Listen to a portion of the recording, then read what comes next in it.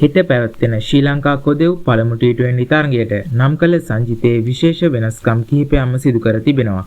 නාවක ක්‍රීඩක කමිල් මිෂාර ඇතුළු කිහිප දෙනෙක්ට කණ්ඩායමේ ස්ථානය අහිමි වෙලා තියෙනවා.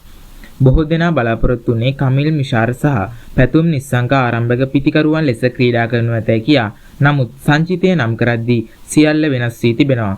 කමිල් මිෂාරට කණ්ඩායමේ ස්ථානය අහිමි වෙද්දී ඒ වෙනුවට නවක ක්‍රීඩක ලසිත් ක්‍රූස් පුල්ලේ කණ්ඩායමට කැඳවා තිබෙනවා. ඒ වගේම වේගපන්දු යවන්නන් වන නුවන් තුෂාර සහ බින්ද්‍ර ප්‍රනාන්දුටත් මෙම තරගය අහිමි වී යද්දී එෂාන් මාලිංග සහ දිල්ෂාන් මදුශංක කණ්ඩායම සමග එක් වී තිබෙනවා. හෙට තරගය සඳහා නිල වශයෙන් නම් කර ඇති 11 දෙනා. ඒ අනුව හෙට තරගය සඳහා ක්‍රීඩා කරන අවසන් 11 දෙනා. ආරම්භක පිතිකරුවන් ලෙස පැතුම් නිස්සංක සහ කුසල් මෙන්ඩිස්. මැද පෙළ ශක්තිමත් කිරීමට ලසිත් ක්‍රූස් පුල්ලේ, පවන් රත්නායක, කමිදු මෙන්ඩිස්, දසුන් ශානක.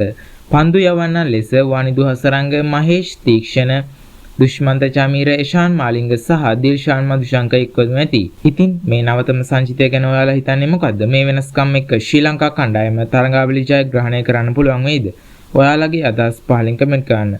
තවත් මෙවැනි ක්‍රිකට් තොරතුරු දැනගන්න අපේ නාලිකාව සබ්ස්ක්‍රයිබ් කරන්න අමතක කරන්න එපා.